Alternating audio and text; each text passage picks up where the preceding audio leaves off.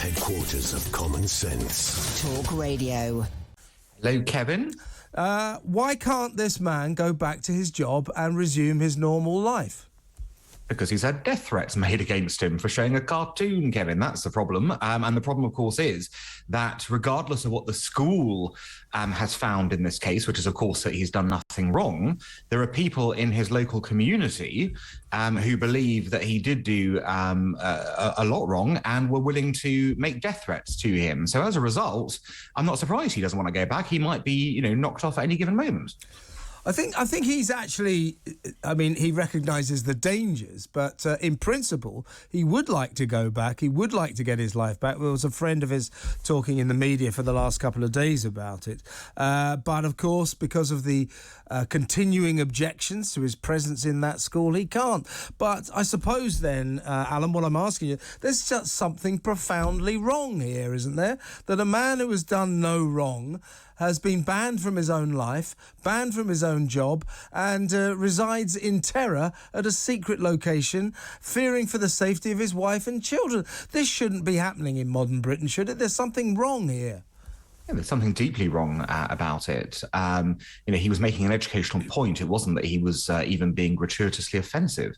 Even had he been, then, you could have argued differently. But the reality is he wasn't. He was taking a lesson on free speech. He showed a cartoon. And the idea that showing a cartoon should, kind of end up with you having to go into hiding and sort of in fear of your life is insanity in modern day Britain, particularly when it relates to blasphemy laws of a particular religion. This is something that we thought went out of vogue in the 17th century, yet here it is, 21st century Britain, is still a problem.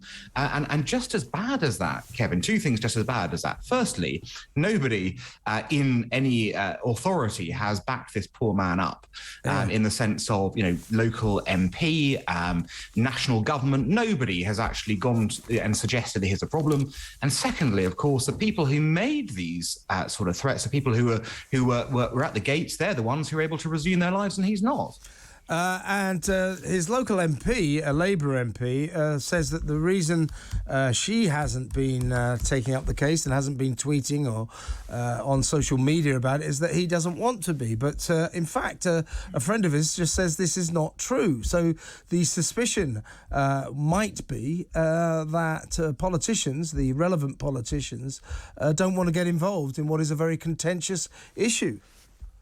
Well, I would agree. And I think that what it shows is they're probably deeply concerned that the next death threats will come to them if they get involved in that way and defend, his right to have done his job, basically, in that way. But that does tell us there's a real problem here in contemporary Britain. If a subject like this cannot even be discussed, again, to make it clear, this was not anyone ridiculing. This was not anyone being gratuitously offensive. It was nothing of that kind. It was an educational lesson being shown. If someone can't even do that in modern day contemporary Britain, what kind of a small-minded nation have we become, and what kind of bigots are we allowing to drive in our schools and in our colleges, other places, to drive the agenda? It seems to me that this is absolutely the path to national ruin. Yeah, indeed. The local MP is Labour MP Kim Ledbetter, and she wrote that the reason I am not discussing this matter publicly is because I have specifically been asked not to by the family involved. It is very clear that the teacher and his family do not want to be a matter of public debate on social media. But a friend of his, a Mr. Halloran, Paul Halloran, a family friend, who used to be the teacher's rugby coach, apparently, at Batley Grammar School. He says that his friend has never spoken with Kim and also has not told anyone in his family that he doesn't want his case being highlighted on social media. Mr. Halloran goes on to say, I therefore find it thoroughly disingenuous that Kim and her office can make such claims. I should stress we haven't spoken to Kim Ledbetter, so she has a right to reply that she may want to come on. But at this stage, that's what Mr. Halloran is saying, that the local MP is not taking up the cause of her constituent in a correct way.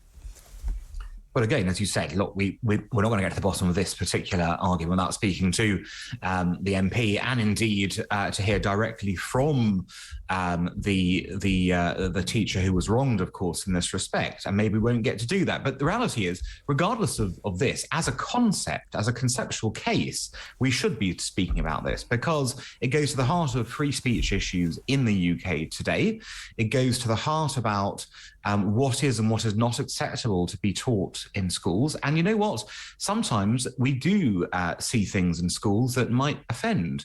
But as long as the subject is handled in a sympathetic manner, as we believe it was in this case, seeing as he was cleared of any wrongdoing, then at the end of the day, it's the onus is on those people who are offended to get over their offence and understand that in a modern liberal democracy, there is no right not to be offended. And in fact, we have to engage with certain tough issues in order to resolve them and try and work around them. Now, if we can't do that, then frankly, we've got no social cohesion in this country. We'll end up being ghettoised and half-truths being told and propaganda and all the rest of it.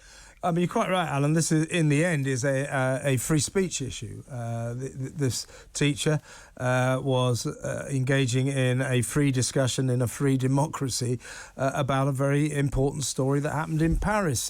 He wanted to illustrate it by showing the cartoons that offended the Charlie Hebdo shooters. So it seems to me a very valid direction for that lesson to go in.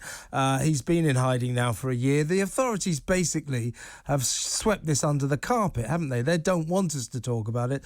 They want to try and forget about it, which is profoundly unfair to the teacher concerned. Well, it's deeply embarrassing for the authorities because, of course, what it tells you, Kevin, is that in contemporary Britain, again, there is no appetite to tackle radical Islam in this country. Now, again, we want to make this quite clear.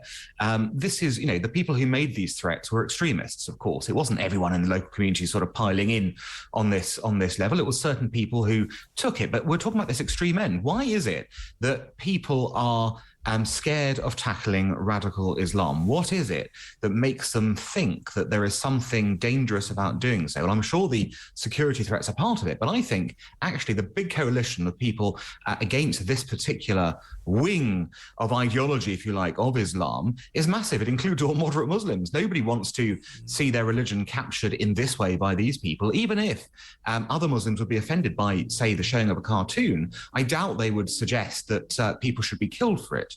I think most of us recognise that in modern liberal democracies, if we're offended by something, the way to tackle that is to educate, to discuss, and to talk about why that is. But instead, we're scared of tackling the extremists. We give them the ability to terrorise, essentially, in this way. And as a result, you do have terrible results like this, where someone's life is essentially ruined and nobody's prepared to stand up for him. Indeed. I'm looking at a picture of the furious parents that we were told that stormed the school gates to stage their angry protests. There's not a single mother in the picture. It's all blokes looking rather too old to be parents of young kids, to be honest with you. Well, exactly. And there's your other point. I mean, who, was it actually the parents or was it other people in the community? Was it even, as we understand, people coming from outside of that community causing trouble, which tells you something, which tells you again that this is an extremist minority within a much broader range of, kind of moderate Muslims in this country. And as a result, it's not a question of, Islam v liberal democracy in the UK. It's a question of extremist Islam against everything else, including moderate Islam. And that really is the framework of which we have to operate this kind of discussion. It's why the authorities shouldn't be afraid of tackling this subject, because ultimately the only people who are going to lose by it being tackled properly and by light being shone on this kind of behaviour are those extremists who want to stop things like this from occurring in schools and for young minds to be challenged. Just to summarise, to conclude, Alan, this 30-year-old teacher is the victim of a tremendous injustice that we should not tolerate. Absolutely not. I mean, he's done nothing wrong. He's been cleared by investigation. He was driven out by extremists and understandably, given threats to his life and fear of his family, he is terrified about resuming that life, even though the school said, don't worry, it's okay, you can come back. Well, I suspect the school will not be watching him at all times as he goes from his, from this classroom to his car and out of the school grounds. Who knows who'll follow him and all the rest of it from that level. And I think that's a very sad indictment, again, of contemporary Britain that this has happened.